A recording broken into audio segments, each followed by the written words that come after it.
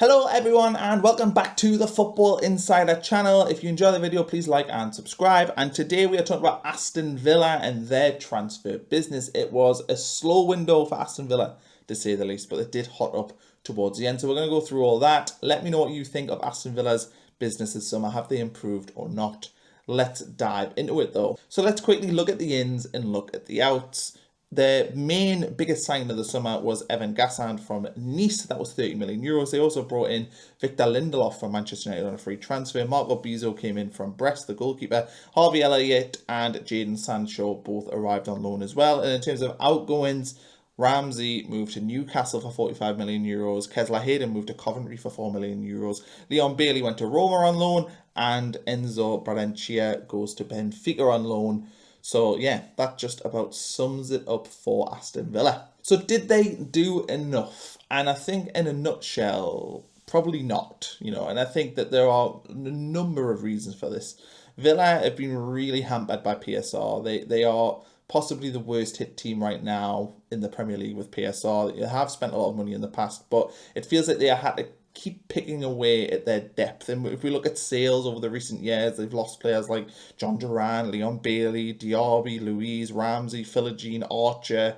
All have went for big money, and Villa has still struggled with PSR, and certainly this summer it has been a real struggle for them to spend money. They were also looking to sell Emi Martínez. That would have really helped them, and I presume if Martínez had went, they would have brought in more players this summer. But I think it's a shame because Aston Villa, a bit like Newcastle, are just a club that are desperate to invest and really push on.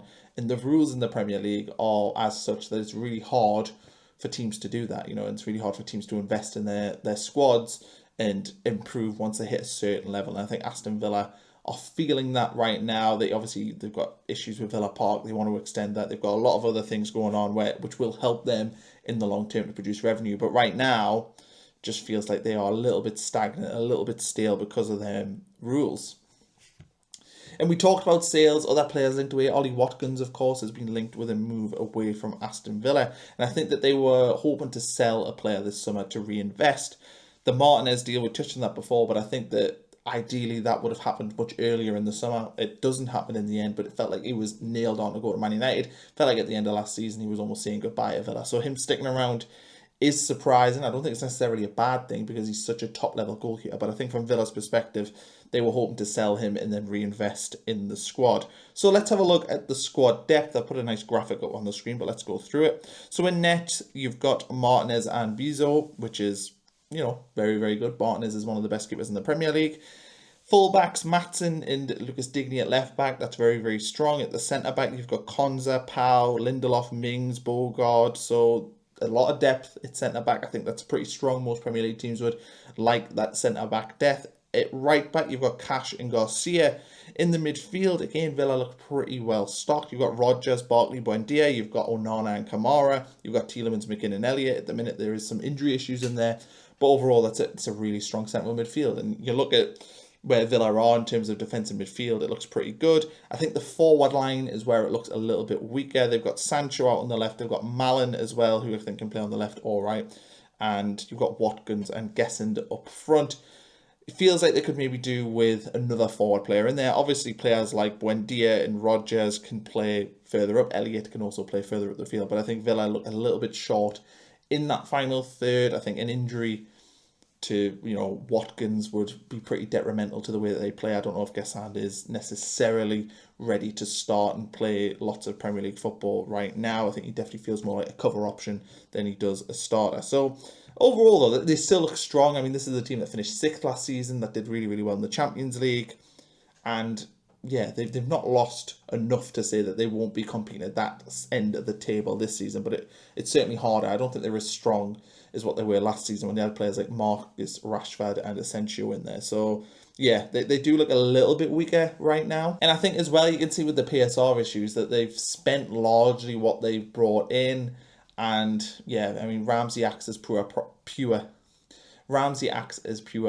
because he is an academy player. So there is sort of that to look at as well. They probably have spent under their PSR. So that's particularly interesting, I suppose, and it just shows the position that they're in right now. It's been really hard for Aston Villa to progress in terms of transfers just because of the PSR situation. So what's the overall verdict for Aston Villa? And I think that the business has been okay.